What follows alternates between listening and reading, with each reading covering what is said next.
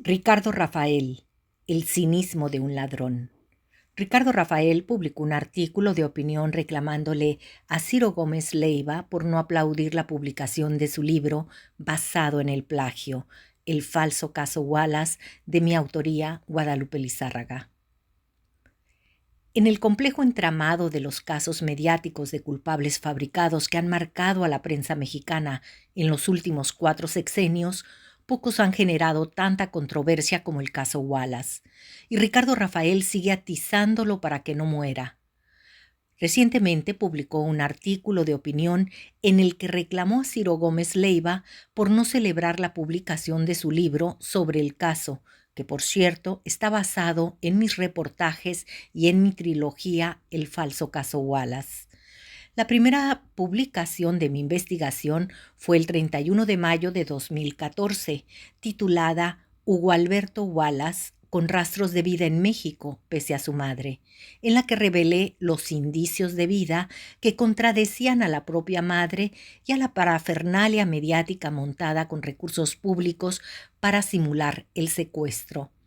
A partir de esa fecha, di cobertura puntual y en tiempo real a las persecuciones y violaciones de derechos humanos de las víctimas y de sus familiares durante poco más de 7 años. Profundicé en sus vidas personales para conocer quiénes eran las víctimas realmente fuera del entorno criminal que les atribuían.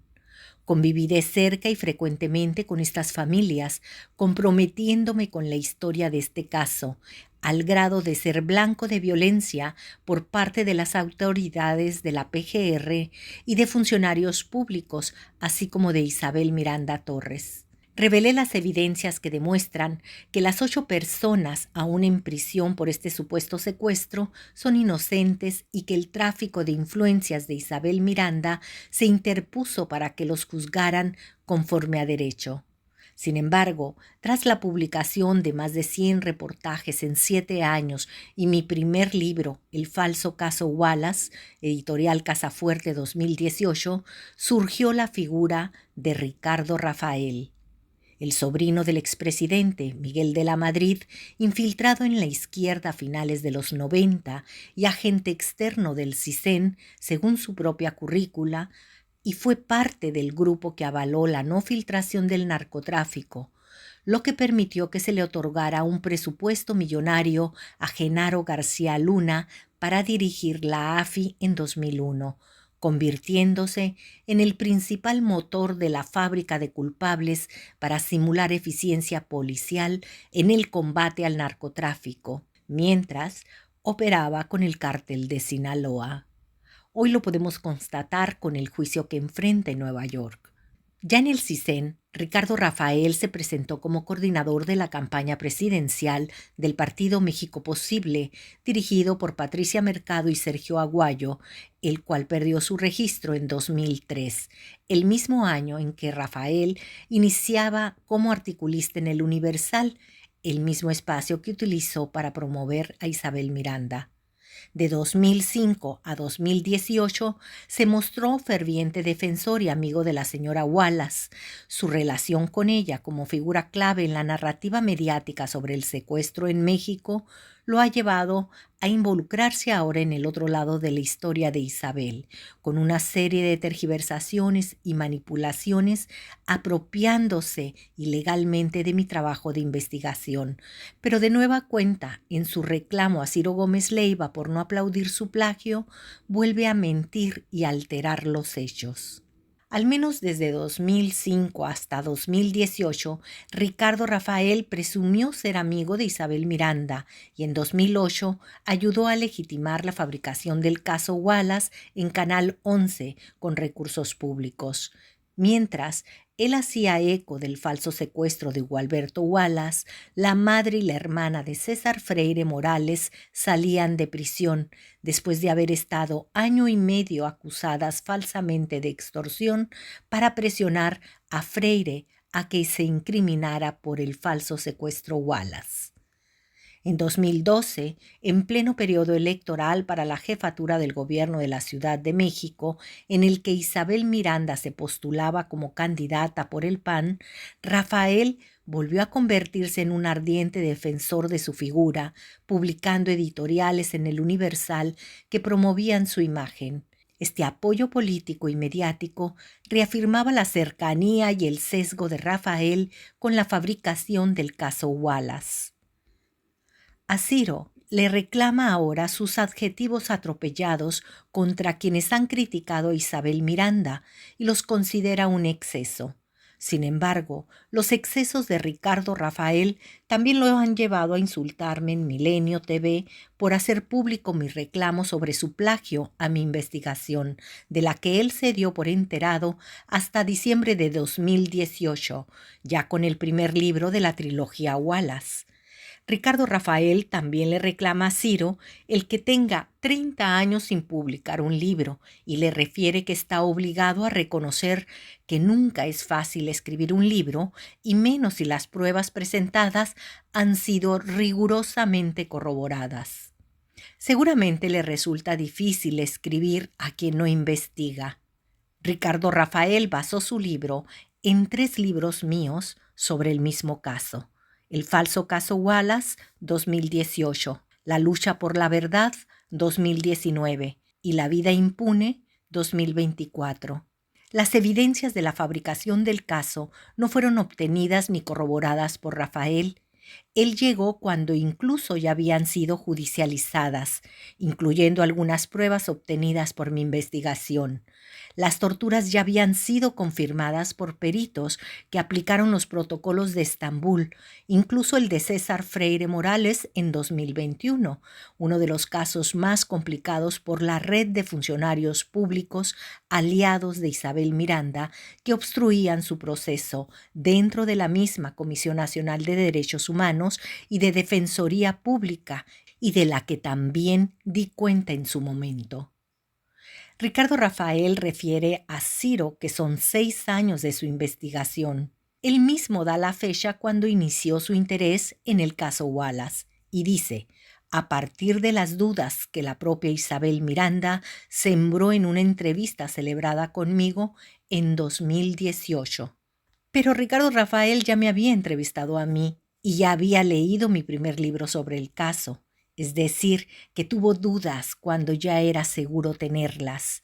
Ya había más de 100 reportajes y notas sobre mi trabajo, la mayoría con cobertura en tiempo real, lo que me implicó 2 intentos de secuestro, un secuestro expresa a mi hija, allanamiento de morada y doxing en las redes sociales. De esto todo hay denuncia formal. Un riesgo que él nunca sufrió por más historias que haya contado. Del acoso que yo tuve, hay registro videográfico, denuncias, testigos y una evaluación oficial del estrés postraumático que me generó la persecución realizado por la misma Fiscalía General de la República. ¿Dónde están los registros de Ricardo Rafael, tan siquiera de su cobertura? Uno de los elementos más reveladores de la falta de ética periodística de Ricardo Rafael en el caso Wallace es su declaración sobre las entrevistas realizadas a las víctimas.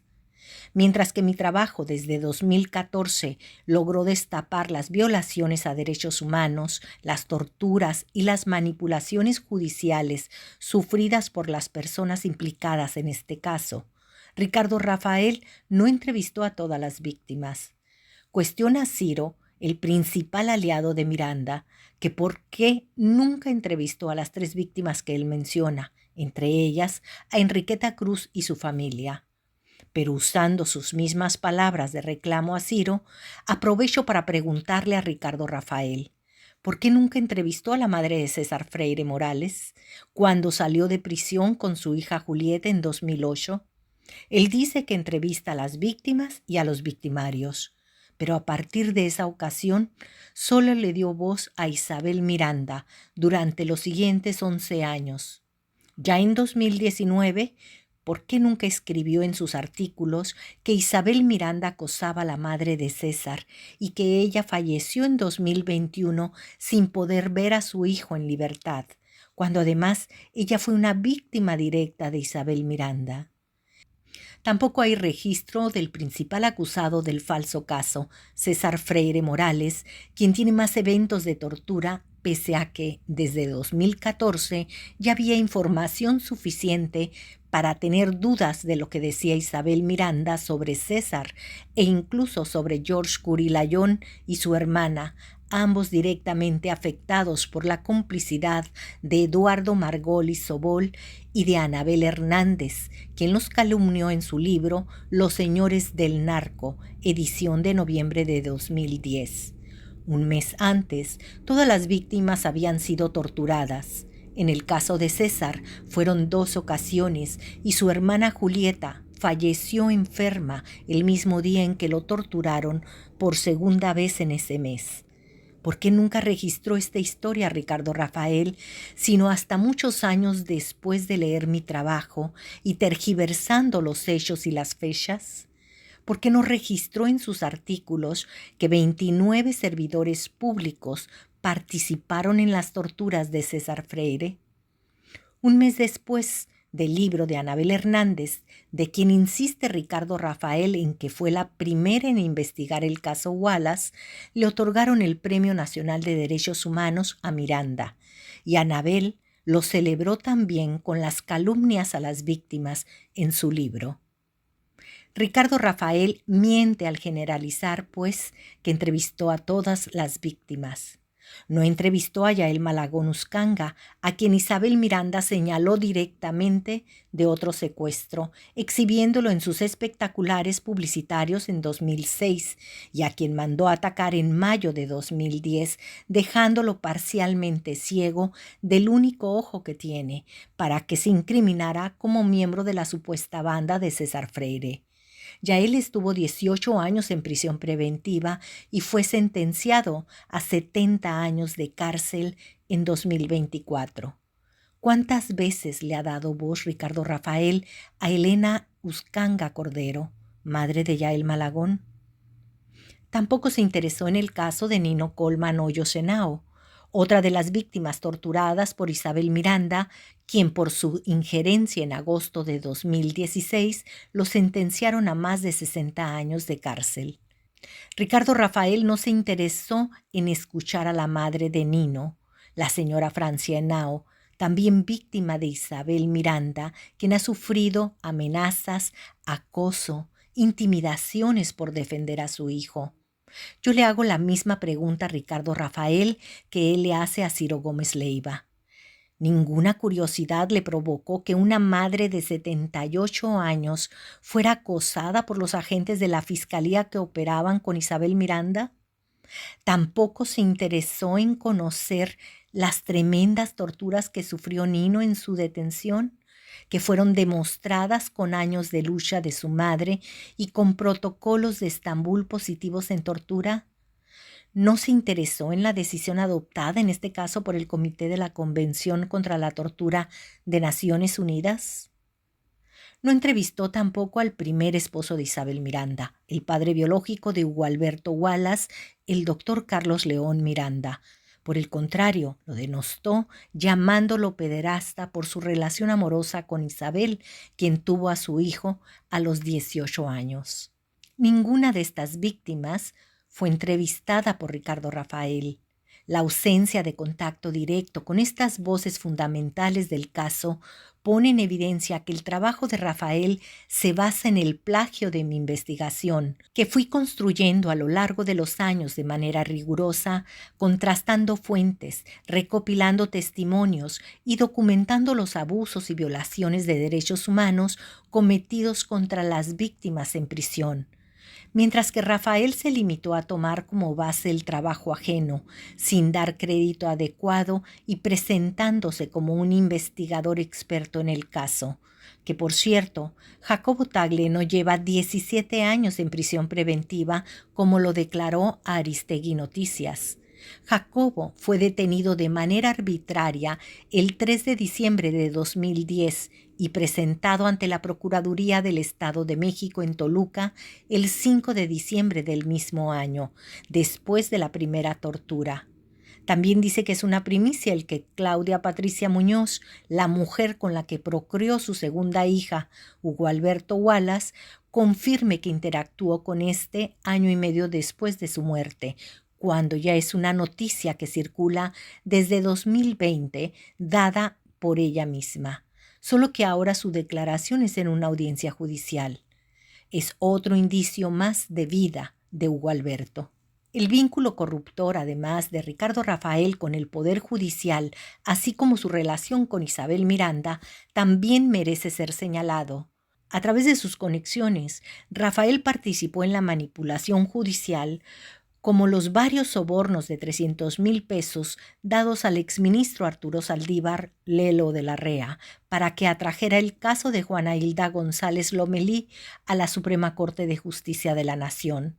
Y es la misma Miranda la que circula las evidencias y audios que dan cuenta de las turbias negociaciones de Rafael con el expresidente de la Suprema Corte. También participó en la fuga de información junto con Salvador Leiva y Netzaí Sandoval Ballesteros, entonces funcionarios del Instituto Federal de Defensoría Pública, permitiéndole el acceso ilegal a los procesos en curso de las víctimas, acceso que todavía tienen. Ricardo Rafael simplemente ha caído en el cinismo de un ladrón. Los Ángeles Press, las noticias que nos escuchan en tu país.